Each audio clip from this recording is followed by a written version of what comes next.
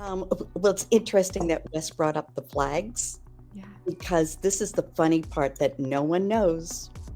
Right before that, Oh yeah, Dr. Mounce knows because he's told me this story, but everybody needs to hear this. okay, I don't know if he knows this piece. I was at the point I wanted to go home. She Oh. was at the point she was ready to win the 5 million. And so we got away from the front line and stood on one of the platforms, and we're having this conversation, and we're both crying because I'm saying, I want to go home. I want to go home. And she's saying, you can't go home. Jimmy's counting on you. You can't go home. Yes. And then we realize we're mic'd. And so we're trying to cover the mic and still have this conversation, and the tears are running down my face. And Annie turns to me and she said, don't look now, but Jimmy's coming and he's pointing at you. And I thought, oh boy, what have I done wrong? I am here to discuss the so-called flying saucers. We know now that in the early years of the 20th century, this world was being watched closely by intelligences greater than man's. Did the CIA write Wind of Change by the Scorpions? As humans busied themselves about the various concerns, they were scrutinized and studied. Dr. Loeb, what percentage chance do you give it that you have indeed uncovered extraterrestrial or non-human technology? With infinite complacence, people went about their affairs, yet across an immense ethereal gulf, intellects vast and unsympathetic drew their plans against us. All of a sudden, a stick out of nowhere landed right in front of us, and there was no tree, nothing overhead. Something threw it at us. Yeah. All things unexplained. So some of that, I think, sir, we'll save for closed session. Hello, all you unexplained ones. Welcome to the All Things Unexplained podcast. I am your host, CJ Derringer, and I'm here with my co-host, Dr. Mounce, or as we're calling him these days, number 718. 718, that's right. Back from Beast Games, and we've got a very special episode tonight. CJ, Beast Games Behind the Competition, Part 1. We have been waiting so long to talk about this. We've known for a long time that Tim was on Beast Games. He was going on Beast Games, and we have not been able to say a word until recently. So this is really exciting. And we have a few other very fun Beast Games contestants joining us tonight on tonight's episode. But before we get started, we did want to talk a little bit about what's going on in Southern California. So here we are in North Carolina getting hit with snow and rain and freezing rain and sleet and wishing we could send it all over to Southern California. My heart has been very heavy this week. Southern California is where I grew up. These are all a lot of my old stomping grounds. And Tim, you were just there for the premiere. That's right. I was lucky enough to go a few weeks ago to Santa Monica for the premiere or to see a private screening of Beast Games. And, you know, I've been shocked to see the scenes that I've seen this week from LA, from Santa Monica, from places that I was at. I've recognized the volleyball courts in some of the pictures I've seen, and I'm just shocked. It's complete devastation. And one thing that struck me when I was a part of Beast Games is how many people involved were from the LA area. And so I've had a very heavy heart for these people in the LA area. And you know, so many people I know that has been affected by it. And I want to point everybody, you know, if you feel led to help out, I've been following Chef Lauren and Andrew Gruel on X, or Twitter as it used to be called. And they are really doing everything they can to help out. They're avoiding the middleman and accepting deliveries in their own restaurant's parking lot, the same parking lot that they are allowing people to go and park in, and they're making meals for them. They're doing whatever they can for the people there. And they said, you know, if you, Amazon, Target, Walmart, etc., if you want to have deliveries of needed items, and I've got the address scrolling at the bottom to Chef Lauren and Andrew Gruel, 16600 Pacific Coast Highway, Huntington Beach, California, 92649. We're going to have that scrolling at the bottom probably for most of the show, and it's scrolling down there right now. That's Chef Lauren and Andrew Gruel. I know on Amazon it's real easy to set up other addresses. 16600 Pacific Coast Highway, Huntington Beach, California, 92649. You can deliver your items there, and they will get it where it needs to go. They said that one thing they really need, and they said emphasize this, are kids' shoes of all sizes. And, CJ and I were both scrambling for snow clothes for our kids today. They go through clothes so fast, right? Yes, they so do. They really need kids' shoes of all sizes. They also need new socks, new underwear, shoes in general, feminine products, and toiletries such as soap, lotion, and toothpaste. Yes, and Tim is not from California, so we will forgive him for pronouncing that T so strongly in Huntington Beach. Huntington Beach. And it's really easy for us all to sit and look at our phones in shock and awe and look at these pictures of this fire devastation. But, this is people's livelihoods. And I was just walking with girlfriends back in this September, and they were telling me that all of their fire insurance had been canceled. I know that this is something people are hearing on the news, and it's true. This is true. People's fire insurance in California have been canceled, and now these people have lost their homes. So if you can imagine somebody still has a mortgage on a home that's now been burned to the ground, you can't come back from that. You just can't. It's impossible. So we all are going to need to rally around and support California, just like we've all been supporting Western North Carolina after Hurricane Helene. And boy, in these times, we always look to the helpers, right? To see the good. Look to the helpers, and Chef Lauren and Andrew, are helpers right now. So we're grateful to them. So do your part, do what you can. Yes. And we're going to dive into this show. Absolutely. And I want to say this again, too. Thank you for bringing up Western North Carolina. They suffered apocalyptic flooding not that long ago. And folks, they still need help. They still have a hard time. I saw today lines of vehicles from people, living in their RVs and that sort of thing, 3 miles or longer, waiting to get propane and other ways to heat themselves. This is a major snow and ice storm is hitting the area. So things are still bad. Can't rely on the news to cover that sort of thing, but it's real. People are in a hard way. And so please keep them in your prayers as well. Now, when we come back from this commercial, we're going to welcome some special guests from season 1 of Beast Games. I'm already here. It's kind of weird. I'm a guest and a host tonight, 718 from Beast Games. And so slight spoilers might be in store for you for episodes 0 through 4, but probably no spoilers for episode 5, which came out just yesterday. So we will all be here after this short commercial. All Things Unexplained is free to watch on YouTube and listen to wherever you get your podcasts. If you would like to support our show, you can visit our YouTube store. Additionally, you can find us on Venmo under All Things Unexplained. Be sure to check out our website, allthingsunexplained.com. All proceeds from the sales of Dr. Mounce's books on Amazon and Audible also go straight to our show. Hello, everybody. Welcome to the show. Our first ever episode about Beast Games. We have been waiting to have this show. So thank you for joining us. Tonight we have Devin Youngblood. We've got Beth O'Connor. We've got Wes Kaczmarek. We have got, who did I miss here? We're Jesse Forte. Thank you. And we have Dr. Mounce, all competitors on Beast Games. And this show is nuts. It's absolutely crazy. And you guys lived it. And I can't wait to hear from each and every one of you about your experience. So we're just going to go roundtable style. I want to meet each one of you and find out how you got on the show, why you knew about the show, and why you decided to apply. So I'm going to start with you, Jesse. Good evening. Thanks for joining us. Hey, what's going on, guys? Hey. Dr. Mounce, thank you so much, 718. Yes, sir. CJ, pleasure to meet you. Devin, my guy from the green team, what's going on? Beth and Wes, what's popping? Man, first and foremost, I am in Hollywood right now. Family had to get evacuated from Altadena.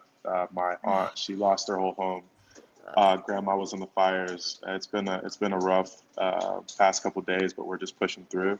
And I just finished the workout and I'm starving, so I had to go get some vegan pad thai. So bear with me while I get my food. But I'm Jesse, number 445 from the Beast Games, analog astronaut, product manager, and just really excited to share my experience and just reconnect with you guys. Yes, thanks for joining us. And it's so very Hollywood of you to just be getting your pad thai and doing a podcast at the same time. So you've made it. Congrats, Jesse. Yeah, thanks. All right. Heading over to Wes. Wes, what inspired you to go on Beast Games? Well, Mr. Beast is from Greenville, North Carolina, Yeah. about an hour and a half from where I'm at in Durham. And I actually went to ECU where he potentially tried to graduate. But as a student, they kept on sending out emails. Hey, have you heard of Mr. Beast? Do you want to try to be in one of his videos? I tried. They called me. I didn't answer, tried to call him back. It never happened. So about a year and a half after that, I got another email talking about the Beast Games. And it was like, hey, do you want to try out? Talk to the wife, talk to the boss. And they're like, hey, go ahead. Because I had the itch to do another show because 2019, I was on Wheel of Fortune. So I was out in California for 3 days, fun experience, nothing like the Beast Games, but yeah, just to be around cameras and all those people was pretty cool. Yeah, so cool. Okay, so North Carolina boy here. And then we've got Beth. Oh my goodness, Beth, you were so much fun to watch on Beast Games. Highlight for me, Beth O'Connor, number Thank you. 564. What inspired you to go on Beast Games? Oh, I wasn't inspired. So you were forced. I was forced to go on these games, and you know what? It was a good thing I was forced. If I had known all we were going through, I might have just hid out in my closet for 2 months. Yeah. But no, I've done a couple of other videos with Mr. Beast. Oh, okay. I did the age 1 to 100 Yes. and 2 years ago, and then also this past year. So he and I have a relationship, I guess. And Oh, so that's I fun. was asked if I would be on it, and honest to goodness, it just sounded like an experience that if you don't do it, you'll never have another chance. And so it was exactly as I expected. Yeah, Exactly. cutthroat and crazy. It Yeah. was cutthroat, it was crazy, but I mean, like, I still have a major crush on Devin 486. And We're getting into the spicy parts already. Ooh. not for anything, but also Wes and Tim. So,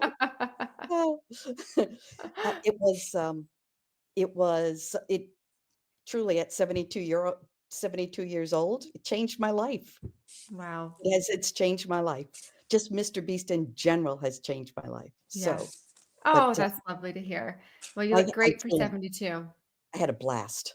Oh, good. Good. You survived Las Vegas. That sounded like it was a little treacherous. I survived Las Vegas. I even got to the city. Yes. So, as one of my friends who's a math geek said, Beth, you were top 15%. Was like, I'll take that.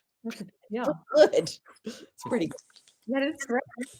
All right, Devin, what inspired you to go on Beast Games?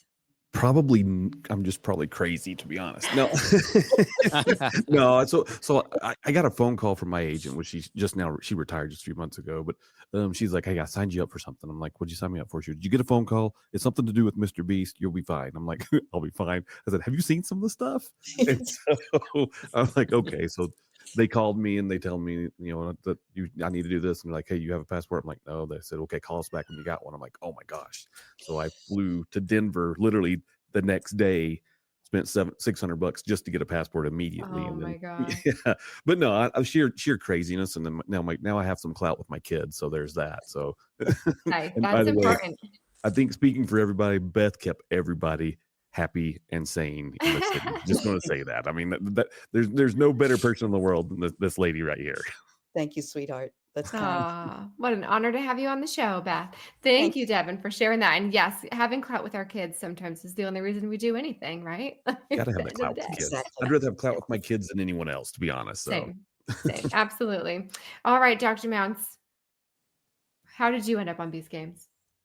That's a great question. And it's a lot like Devin said. And I want to remind everybody, by the way, if you want to know more about our esteemed guest tonight, check out the show description.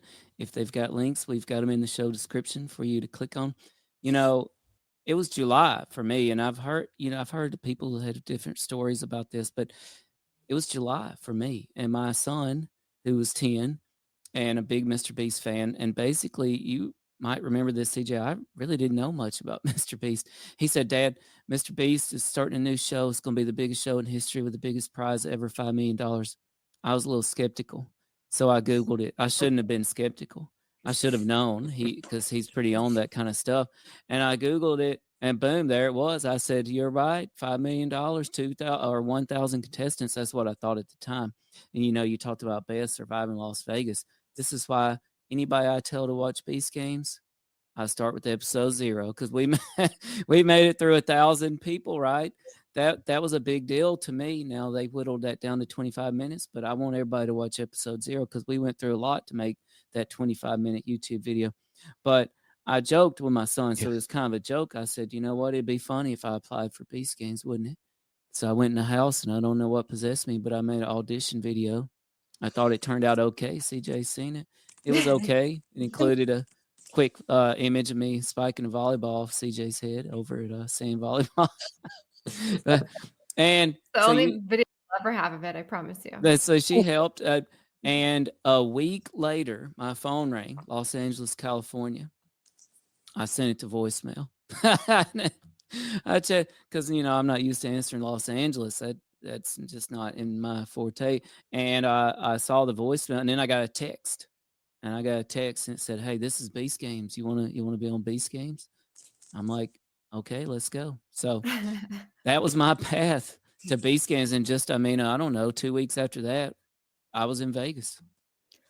Yeah, Wow. it happened quickly for you. And my family didn't know about Mr. Beast either. So we spent the next 2 weeks watching every Mr. Beast video that's ever been made and fell completely in love with all that he does. So we are excited for you to head off to Mr. Beast. All right, we want to find out more about the show because as a viewer watching episode 1 and the towers or podiums or whatever you call them, watching people fall through one after the other, after the other, after the other.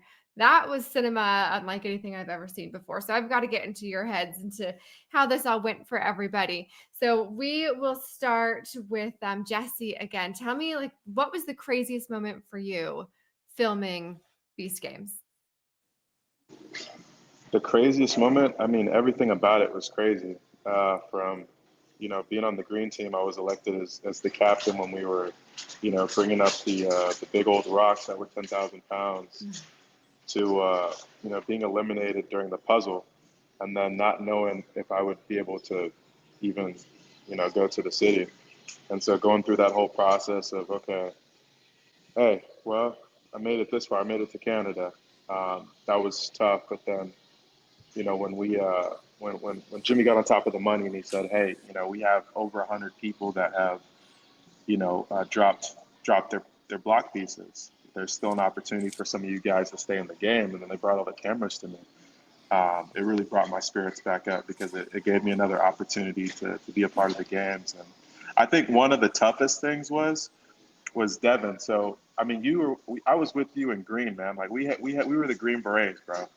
And Devin's just in my ear, like, he's second in command, asking the questions, relaying it back to the team, just like hyping the squad up. He's like, so what are we gonna do next, Jesse? What are we gonna do next on this one? And we're just kind of talking it through. And I remember looking on the 3 stars. I was on 3 star team and looking across and seeing Devin and then the guys that I was with, and I was just like, I was dying, by the way. I was like, no, this is not how it's supposed to go. But at the same time, happy, that the guys that, I rocked with at the beginning got to move forward. I actually just hit Dino up yesterday. This is a side note, but, Dino is captain of the Beverly Hills firefighting team, and I messaged him. I said, Dino, do you guys need extra firepower? Like, I got you. Let me know. Like, I have a willing car. And he's like, do you got pants? Do you got a helmet? I said, no, but if you can get me some, or you got somebody that's off the schedule, like, I'll pull up ASAP. So it was just nice to see some of the guys move forward. Oh man. So it sounds like highs and lows, up and down while you were there. Highs, and very low lows afterwards. I think I've never been in the military, but I felt some sort of like a PTSD after, being eliminated. But, with all the things that I have going on, like it just gave me a big fire to, keep moving forward and to work on the things that I'm doing here outside of the Beast Games. And I know a lot of people felt that too. It was tough. It was tough getting eliminated, but that was what we signed up for. Yes. Yeah, I think that's hard when you all go in with the mentality that you're going to win $5 million, because what's the point of going if you don't have that mentality, right? And then 1,999 people are not going to win that $5 million, but you have to keep that mentality in order to keep moving forward and go through what you all went through. Wes, tell me, what was your greatest moment? What was your hardest moment at Beast Games? The hardest moment was that flag game. You have so many people lining up, everybody screaming, everybody going to the line, pushing forward, and everybody saying, you have to go now, you have to go now. But I had a good group. Everybody was talking about, let's just wait it out. And to the right, facing Jimmy and everybody, our group was just talking to each other, saying, hey, go this time, working together, camaraderie. And Beth can attest to this. We just pulled Jimmy up front, and we were like, hey, give a flag to Beth. They put it right in front. Everybody spread and just let her move on to the next one. I think that was one of the good highs for it. And just meeting everybody, hanging out. We had so much downtime. We were there for 4 days in Vegas. I was there for close to 8 days in Toronto, filming on camera, off camera, and just hanging out with new people, friends that I talk to now. Yeah. That's great. It was a good experience. Make me want to do it again. Oh, there you go. That's the application. Beast Games number 2. Here comes Wes. Yeah. Yeah, you would have good insight next time going in. All right, Beth. So you sounds like you had a good experience, but tell me about your highs and lows. Well, it's interesting that Wes brought up the flags. Yeah. Because this is the funny part that no one knows. Right before that. Oh yeah, Dr. Mounce knows because he's told me this story, but everybody needs to hear this. Okay, I don't know if he knows this piece. So my wife was also in the competition, and they had us both mic'd. And I was at the point I wanted to go home. She was at the point she was ready to win the 5 million.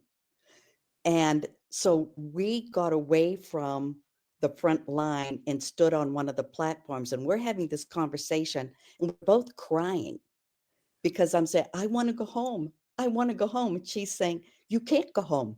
Jimmy's counting on you. You can't go home. Yes.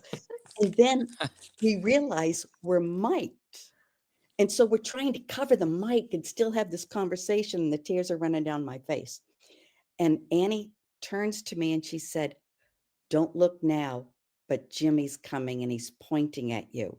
And I thought, oh boy, what have I done wrong? Because that's my first go-to, right? Doesn't matter how old you are. What have I done wrong? I'm in trouble. Here comes the teacher, here comes the boss. And he said, Beth, come here.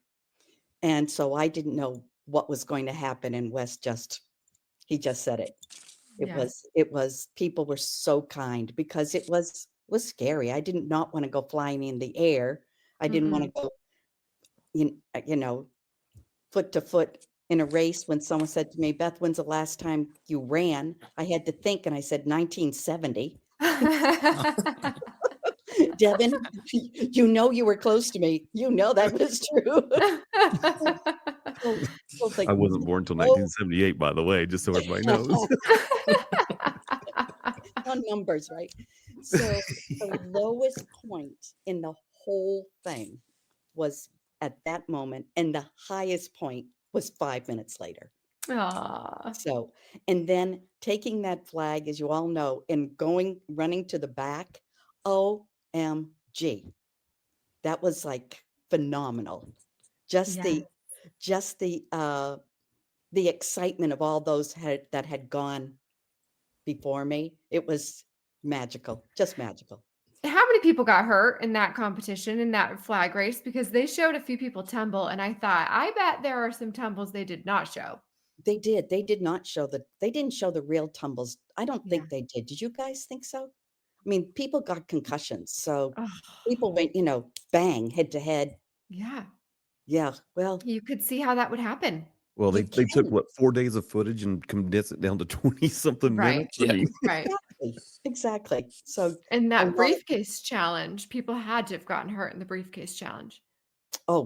you see the briefcases flying in the air. You see Yeah. people banging into each other and the stands falling down. Well, people were underneath some of those stands. People did get hurt. Oh, man. And the first challenge, the boulders, the boulder Right. pool.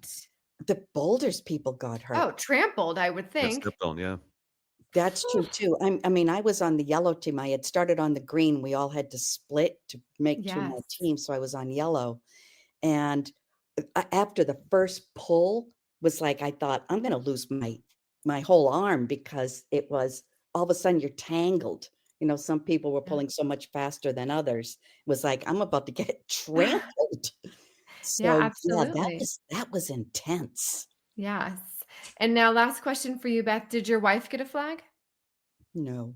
Oh, And as she says, when anyone says, "Did you get a flag?" She says, "No," and I'm still mad about it. I bet. I bet. Bring her on this podcast. She needs to have her share. She needs to give Well, me. we live in LA, and as I told the guys earlier, and you, CJ, Yeah. we had to evacuate. So we're staying with friends. So she's doing the social part now, so I could be with you guys Oh, nice. We'll give her our next thanks, time. please. Next time. Yes, yes. All right, Devin, highs and lows. Highs and What lows. were they? Honestly, so other than being on a Mr. Beast video, just going to say that, not just a video, but like a series, which is one of the Yeah. coolest things in the world. Probably the people. Honestly, I can say this as a 46-year-old man. It is very hard to make friends, and I can count the number of friends I have on literally my hands.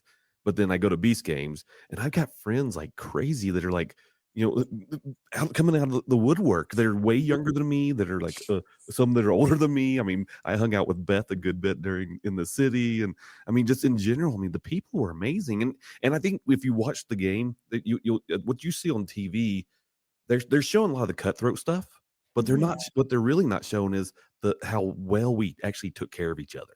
And I think that I hope that they show a lot more behind the scenes later. I mean, he's got what do you say, 100 years worth of footage for this whole thing. I mean, I it's believe just it. it's insane the amount of footage that they have. But I mean, I think that's the highs of the whole thing. Yes. Yeah.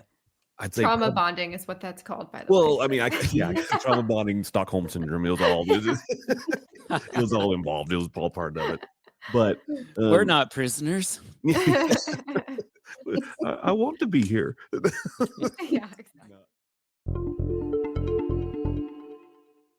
Oh, that whole cube thing looked very twisted. It was drama. It was That- rough. that was- It was drama, and I know it was drama for everybody in the cubes, but they did a really good job of making drama out of the two brothers. Oh, that That was easy to cube? do. Oh, okay, fair. That's fair. That cube I was like dragging those guys, one but of them. they made them great villains. I can tell you what. They made some good villains for sure. They really did. But I do think it took away from some of the other kind of psychological struggle that other people were going through in those cubes, because that could not have been easy for anyone. So, Tim, Dr. Mounce, tell us a little bit about your highs and lows. Yeah, well, I mean, there were so many I want to recognize. First of all, friend of the show, Nine Lives Energy, who said it was your accent that got you your ticket. You know what?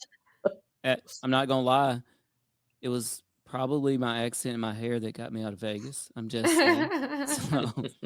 So they both helped me get out of Vegas. And everybody, check out Nine Lives Energy. She has a great channel. She does great work over there. Check her out over on YouTube at Nine Lives energy. So Jesse hit the nail on the head, and you hit the nail on the head with it too, CJ, talking about PTSD. And I've literally had it since I've been back. I mean, I'm still not over being eliminated. It bothers me when I'm eliminated from a competition in the real world. It bothers me heavily, and it's still haunting me how I went out from the show. Should I've made a different decision? It feels like, yeah, I should have. What would have happened differently?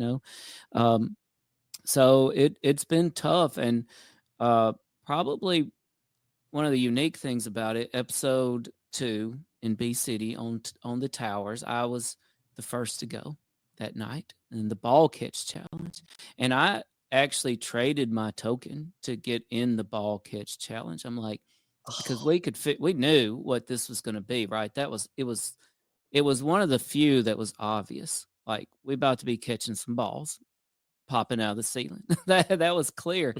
And so I'm like, I can contribute here. I want to catch some balls. This is right in my wheelhouse. And by the way, thank God I wasn't on any of the other challenges except the giant red cup shootout would have been fun. But the other 2 floors, my gosh, I did not want to be on those. Well, and so the ball catch challenge, I'm thinking I'm going to really get some time here, TV time. I'm going to be catching balls. I'm going to be diving and stuff, making catches, showing out. 3 seconds later, it's over. The challenge is over, and my tower turns red. And it was one of the worst moments of my life. It was horrible. I'm thinking, how am I going to tell my kids I just got eliminated in a ball catch challenge? And Nine Lives Energy thinks this is not funny. No, I'm kidding. I'm like, how am I going to tell my kids I just got eliminated in a ball catch challenge? This is the worst. And then we just continue to be up there, and they make this go kind of fast on television, but in life it was a couple of hours. And I'm just kidding. Nine Lives Energy, no harm done. But in real life, it was hours that we were up there. It was cold, it was windy, and we're all just up there tormenting ourselves. We're so sad. We're out. This is done. But why are we still up here? It's taking so long, and then hours later, they come out, we got something to tell you. And they reversed the decision. The other dude on the other team, he dropped his ball immediately. So the challenge really took 1 second. 1 second. And our tower turns green. So now I'm at one of the highest highs of my whole life. And Jesse, I actually was telling a friend of mine about this at Cornhole and talking about another high, meeting so many great friends. Wes now comes to play in our local Cornhole league.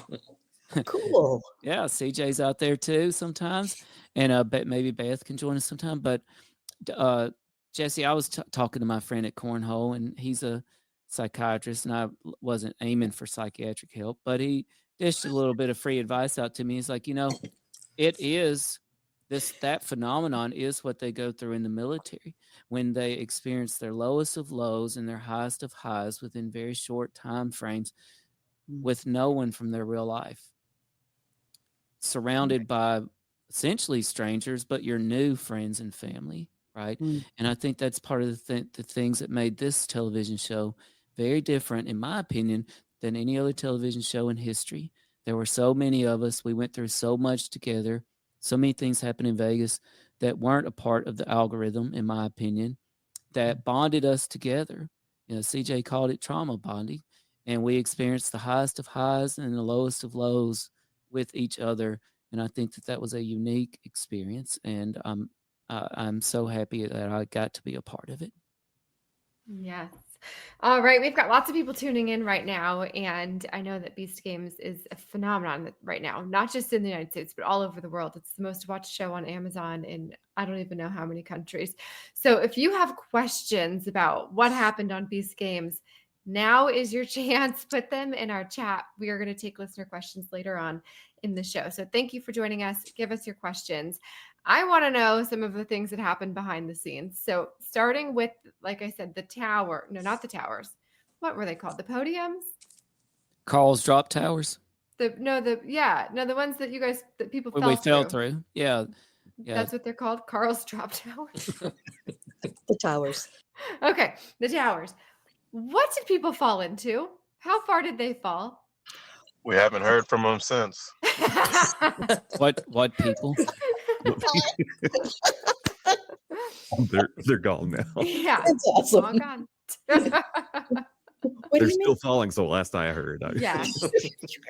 I mean, the way that it looks on TV was So- phenomenal. the They way- did such a good job editing. So they put a crash pad underneath it, and then there's foam squares on top of the crash pad, is what it was. So Okay. essentially, they would just fall down, and once it split open, they would fall down, and they would land on all the foam. You know, anyone here fall in it? I know I didn't. I just know what I saw, and I know what they explained it to me was. So, Well, what we did hear from some folks is when, so many went down in a real fast time period. And there were only so many Beast staff members that could unlock their doors from below. That people were screaming for 30 minutes. I'm in here. I'm in here. So talk about trauma, because it was dark in there. You couldn't see anything. That is next level intense. Intense. Yeah. And of I'd course, be panicking. I'm sure that was part of the plan. Right, guys? oh yeah, I mean, maybe, but Yeah. that wasn't shown on television. They weren't ever going to use that footage to show on television. So they were just locking people in dark rooms for 30 minutes after they just fell through the. I mean, they I got don't through as know. fast as they could, but I mean, there's only Yeah. 20 minutes. A long time to be waiting in one of those. Oh, yikes. Hopefully they were shouting like, we're coming. Hang tight. But look, it was a fantastically huge space. And I don't know about y'all, but I'll never forget walking into that facility for the first time and seeing the base of those structures and the hydraulics and the electronics that were hooked up to each of them and how they stretched on as far as the eye could see. And I'll never forget wondering exactly what is going on here. What have we gotten ourselves into? Yeah. But y'all, it reminded me of the end of that Indiana Jones movie where they're putting away the Ark of the Covenant and they're hiding it in this vast warehouse that Yes. just stretches on as far as the eye could see. And I'm like, is that what's going to happen to us? We're going to just get put away with some ancient relics up in here or what? We'll get to you later. We'll get to you later. So what was the most cutthroat thing that you guys heard anybody say on those podiums and they were trying to get somebody to self-sacrifice? What did you hear? I know there was a guy. I can't remember who it was. I can't remember the guy's name, but he was like back and to the left of me. He just kept screaming, "Push the button! Your wife's gonna hate you if you don't. Your kids don't love you. You better push the button." Holy just, cow. Just random things. Your dog is peeing on your couch. You got to get home. I mean, just whatever. It was, I could hear him too. yeah, It got to be funny. yeah. It was Wait, so comical, but. there was a moment when we were getting ready to eliminate entire groups, right? The whole 80 rows, right? Yeah.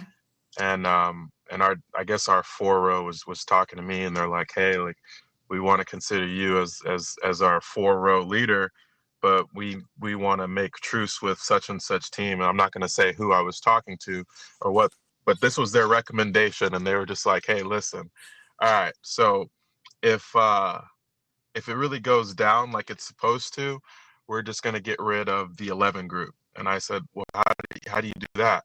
Or like the 1,000 group. He's like, "Well, we're going to team up and we're just going to eliminate them together as a group." And I was like, "Oh, like 80 people just like that?" But yeah, that was pretty cutthroat for me to just, just be like, I mean, hey, not us, it's going to be you kind of thing. But that was. But didn't it require somebody to like in the first competition, somebody from each row had to self-sacrifice? So what were people saying to each other to get them to, how do you convince somebody, "Oh, I know you just left your family and you traveled all the way to Canada and you've been in this hotel waiting to get on this game and this is the first challenge, but you should go home." How do you get somebody to do that? I had said that I would self-sacrifice because I think I was the oldest on my row for sure, but I think young people expected, "Oh, Beth, she'll self-sacrifice." And I promised I would. And I said, "But I am not going without getting at least $200,000. Oh. So I'm pretty sure, and I'm still hoping to verify this. I'm pretty sure that Brett, whatever number he was the first person to hit the button. It didn't show it in the film, but he was the first person. He was 900 and something. Remember that, guys? He was the one The that proposed crazy to guy that he ripped his shirt off. Oh yeah. He Yeah. climbed the So, tower. Yeah. He climbed right. the money. Yeah. Yeah. Oh, So, yes. so he and I had done ages 1 to 100 together. He was Okay. 69 and I was 70. So he was the only person I could talk to in 1 to 100. And so Ah. we had agreed we're both going to self-sacrifice, but only at 200,000. As soon as Jimmy said, start the clock, Brett hits the button. Nobody had a chance to even Jimmy didn't even have a chance to offer money. That whole thing was actually 8 seconds. That went by so fast. It was so fast. People were screaming, hitting the button as team, only 3 teams could be saved, or three were saved? No, 7 were saved. The 3 last teams 3. were eliminated. Yeah. Right. And all of a sudden you could see the green lighting up all around you. And I'm still sitting like, uh-oh. And I hadn't been offered any money, so I wasn't going to take them. Yeah. I'm not sacrificing. So, and then thank goodness it was someone on our line sacrificed herself at the very last second to be the last team in, because I think she was a substitute or something. I'm not sure how that worked, but she said, I've already had my chance. I'm doing this for you guys. So, Yay. But those people didn't get any money, right? That first group, no money, just go home. Like, it was, I know Devin and I talked about this. It's like, why didn't they jump? Why didn't they just jump the first time he said, I've got $1 million to share with you? That was what 52 people took that, and they ended up being like 19,000 each. Right. On the first one, then the second one, it was like you're just leaving to save people. That's all you're doing. Which I was grateful for the person that did on our row. I mean, my row she did it quick, and I was like, oh, done. Thank you. I mean, I was stressing. I'm like, oh man. Who's gonna do it? Because it's not gonna be me. Right. I did not come this far to lose this slow. Well, I had a number in mind, and mine was I would have gone for about $1 million. I would have left for $1 million, but even then, I still had my goal was to be in more episodes than the money. So that's what I was going for. Me too. Yeah, that was me too. And you know what? The self-sacrifice, that was one of the challenges I struggled with the most, because I knew that I was not going to self-sacrifice, but yet I couldn't convince anybody else to do that either. I couldn't even attempt to. And so that was one of the few challenges that I was just utterly helpless in. I'm not going to self-sacrifice, and yet I can't even participate in a way to try to convince somebody else to self-sacrifice too. And I don't know if y'all have thought about this, but so many things that went on for the Amazon show were a direct result of what we chose to do in Vegas, right? So in the flag challenge, right, like I don't know if y'all remember, but they constantly encouraged us to wait. And I waited 718, right? I waited till 700. So I waited quite a long time. I waited until I was surrounded by people I thought I could outrun in a race. I was 10:56. Yeah, there you go. So we waited. I was in no danger across that line. I was on the platforms eating chocolate bars, right? Like more chocolate I've eaten my whole life. Chocolate, we were hiding under the platforms, and you look under there and like, oh, boom, dark chocolate sea salt. I'm in luck tonight. And you made some little girls mad because they were looking for that chocolate later on. You know that, right? Yeah. Whoops. Oh man. I'm out of here. Bye, guys. Yeah. So that was I waited. Currency going on right there. Yeah. Oh, it was. It was worth more than gold.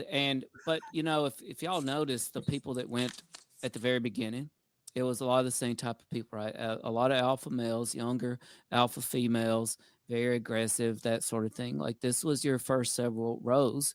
And then you fast forward to Amazon, and you needed to have somebody empathetic on your row.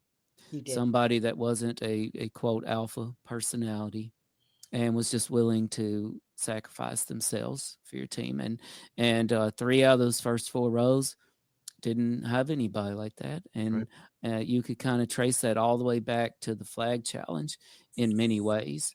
And I wasn't necessarily going to talk about this tonight, but my self-sacrifice challenge, it was quite dramatic and darn, I'll talk about it real quick because this is All Things Unexplained. My self-sacrifice challenge there, it was downright paranormal, y'all. So I was on the platforms, and y'all know how we had these runners that would help us go to the bathroom and stuff. Well, They would help you go to the bathroom. well, help us go to the bathroom, help us get Like, snacks, and here, do you need us help put water. your pants down? No, I'm kidding. Hey, You need me to hold that for you real quick? TMI. I mean, it was Amazon. It was a whole nother level of service there. Well, so our they had a lot more money than this YouTube. bucket Well, boy going down the aisle. Sorry. Our runner though, so her name was Maya, and I at one point when I got down off my platform, I'm like, everybody needs them a Maya. She is so helpful. She's just above and beyond. Y'all all should be so lucky to have a Maya. And then a little bit later, one of the Amazon people comes by, a lady, and she wants to know if I'll do a vlog. And I'm like, sure, I'll do a vlog, And she hands it to me. I'm like, what's your name? And her name was Maya for the Amazon show. And I told everybody around me, I'm like, look, what a coincidence. We got Maya, the runner, helping us out. And we got Maya, the girl, giving me the vlog. And now fast forward just a little bit, right? I'm about to go out. I'm within milliseconds going out. There's 4 rows left, and mine's one of them. 4 rows left, mine's one of them. I'm completely helpless. And then all of a sudden, my row turns green. My platform turns green. And we're all like, what happened? What happened? And 3 platforms down, and I felt like I knew everybody around me, but 3 platforms down, there's a young girl. I didn't know her name. Nobody else knew her name. None of us had ever talked to her. And then she had hit the button, and she had turned red. And at that point, we all started asking you about her, and we probably should have done that already, and said, well, what's your name? And her name was Maya. And I thought this just went beyond coincidence to something we talk a lot about on this show, which is synchronicity. And it was at that moment it really sank in that I felt, and this part what made it hard for me later, I felt like, wow, me and the people I'm surrounded by right now, we have a higher calling in this show at this moment. And the next opportunity we got to go outside, we all gathered flowers, little flowers, and we assembled them on Maya's platform, on top of her platform, just to honor her self-sacrifice. So that was a downright paranormal moment for me, and I had a few of those. So the self-sacrifice thing was hard. Yeah, that looks like a challenging one. So nobody was shouting things at people like, you're weak, you're never going to make it far, you need to go out, you need to sacrifice. I didn't hear much of that. No, not like Nah, that. man. I think the first couple rows, like once they saw everyone moving, then they started to panic and say some wild stuff. But it was more so, press the button, press the button. Yeah. In our group with the 4s, I mean, I stood next to one girl who ended up taking the challenge for the 19K. And then I sat next to another girl that had 444. And we were both looking at each other, and we were like, there was like a 10% or 20% chance that I would press it if we really need to. But I knew like the girl next to me was like, she still had like a lot of empathy for our group too. And it was sad to have to go through that, especially when you create cool relationships with people. Well, I think the group of people that were like, honestly, even the 1,000 people we got there, I mean, you had the alphas there, but I think for the most part, they were good people. I mean, even when the first few rows got eliminated, the core people were just good people. Yes. And, they there was some selfishness involved in it all. And we saw some of that on the episodes already, but they don't really portray the goodness that was in a lot of people. And I think that's a missed part of the editing, to be honest. Yeah, definitely. And what's amazing about that is that I guarantee every single one of you even said, I'm going to win this $5 million. I'm not going to make friends, right? Like, I'm going to do what I need to do to win and to stay on the show as long as possible. And then you get thrown into these situations with people that you did not know before this show. And suddenly your brain switches, and now you're trying to protect these people that are there with you in that $5 million. And a perfect example of this is those captains that you guys all chose to go and represent your teams that stood there with a button and all kinds of money going up in front of them. And everybody at home, we had watch parties. All of us were going, push the button, take the money. You know, are you crazy? Take the money. Those people are not going to get the $5 million. Like, the odds are not good for them. Take the money and go on. And not a single person pushed that button. It's crazy to know that, you know, just one quick movement could change an entire, you know, situation. Like, for instance, Devin, like if things would have flipped, right? And my team won the cup challenge, I would have been up there on the as one of the 4 people. I'm 100% sure. And a lot of people ask me, like, what would you do if you were up there? And the relationships that I created, like, it was deeper than $1 million. And I also know this is, like, everything is a test, right?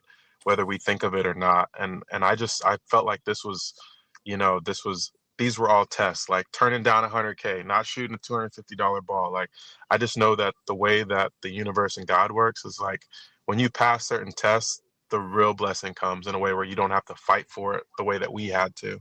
So yeah, it's wild. You do have to believe that something deeper was happening there, because again, as a viewer of this show, everybody at our viewing party was like, why would they not push the button? You can't understand it. You know that these people went on this show to win money. They're given an opportunity to just take $750,000, $1 million, whatever it is, and continue on to fight for this money. So again, before you guys all met each other, any one of those people would have pushed that button, but they didn't. So number one, you go, okay, they really are trying to do right by these teammates of theirs. But number two, you know that in editing, Mr. Beast wanted somebody to push that button, because that would have made a much bigger moment of somebody taking the money and the team being super defeated. And that didn't happen. We broke their games. In many games, we broke their games. And that was one of them that we kind of broke the game, because you had 4 people up there that literally, like you said, that they could have walked away with $1 million. And sure, they could have continued on in the game, but then that would have been like 62 people eliminated. But they're like, no, I'm not going to do that. These are my people. I mean, it's, again, whether it's that trauma bonding that happened or whatever, it worked. And I think it gave better TV. And I mean, it made great TV. This reminds me, like, you're idiots. Why didn't you take the money? No one took the money. Why did they take the money? Yeah. A lot of these scenes remind me of the one movie where the Joker has the bombs on the 2 boats, right? Oh my gosh, that's my favorite movie, The Dark Knight. Yeah. The Dark Knight, right? And you have the prison guys, and then you have the civilians, and they both have their hand on the trigger, and it's like, who's going to press it first? And then you go through all these questions about, well, they're in prison, they should already be dead. And, you know, the prison people are like, they've already lived a great life. Like, and then before you know it, it's 3 to 4 minutes have passed, and it's like, wait, they haven't pressed it yet? Yeah. And the Joker's waiting for the bomb. And Jimmy's the Joker, man. He's like, why haven't you guys pressed it? You know, like, and Jimmy, if you're watching this, I love you, but you were the fucking Joker, bro. Like, well, the man knows how to mess with people. That is true. I mean, I don't. And he didn't go to college. Where he started college, but he quit. But the reality is, when it came to Jimmy, he knows how to mess with people. I mean, he whether he has a psychological degree of whatever you want to look at it. The dude knows how to mess with people and make them make choices that normally they probably would or would not take.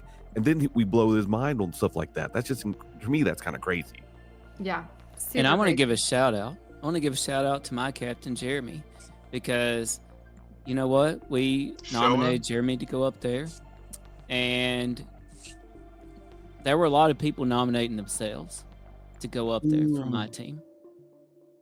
To be continued. All things unexplained. What's your hot take on Travis Taylor?